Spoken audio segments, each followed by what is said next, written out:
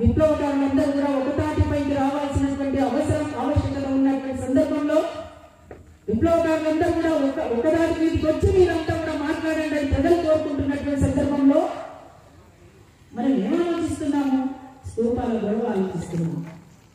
ఎక్కడ స్తూపం కావాలంటే ఆ స్తూపానికి రంగులు వేసుకొని గతంలో ఉన్నటువంటి పార్టీ పేర్లను గుర్తు చేసి ఇవాళ ఉన్నటువంటి పార్టీ పేర్లను పెట్టుకునేటువంటి పరిస్థితికి ఇవాళ మనం వచ్చినామంటే ఎక్కడున్నాం? మనము విప్లవకారుల ఐక్యతలు కదా ప్రజలు కోరుకుంటున్నటువంటిది. స్తూపాల గొడవ కాదు. ఇవ్వాలి విప్లవకారులందరూ కూడా కమ్యూనిస్టులందరూ కూడా ఒకటి కావాలని కోరుకుంటున్నారు ప్రజలు. ఇంతకుముందు డేగల జెండాను మాట్లాడుతూ ఇవాళ కమ్యూనిస్టులు అవసరం, ఇవాళ ఎర్ర జెండా అవసరం, ఇవాళ విప్లవకారుల అవసరం ఇవాళ సమాజానికి ఉన్నది అనేటువంటిది చాలా గట్టిగా నొక్కి చెప్పినట్టు ఇందాక మాట్లాడిపోయింది డేగల జెండా. ఇలా నయా పెత్తందారుల వ్యతిరేక కులవర్గ జమిలీ పోరాటానికి నిర్మించాల్సినటువంటి అవసరం ఉన్నది. ఇంతమంది అమరులతో సహకారం వీరులతో సహా అందరినీ స్మరించుకోవాల్సినటువంటి అవసరం ఉన్నది.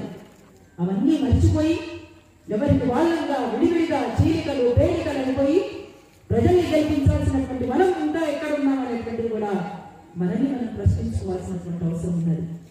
అందుకని వీళ్ళంతా కోరుకున్నటువంటిది చీలికలు కావాలని కాదు, చీలికలు పేలికలైపోయి బలహీనపడమని కాదు, మనం బలహీనపడి శత్రువులు బలోపేతం చేయమని కాదు. ఇవాళ ఈ దేశాన్ని దోచుకుంటున్నటువంటి వాళ్ళు, మనల్ని పీడిస్తున్నటువంటి వాళ్ళు, మనల్ని అణిచివేస్తున్నటువంటి వాళ్ళు, వాళ్ళందరూ ఒకతాటిపైకి వస్తున్నారు. ప్రజల్ని గెలిపించాల్సినటువంటి మనం ఎక్కడున్నాము? ఎందుకు విడివిడిగా ఉన్నాము? ఎందుకు చీలికలు పేలికలైపోయి ఉన్నాము? అందుకని ఇవాళ విప్లవకారుల ఐక్యత అనేటువంటిది అత్యంత అవసరం.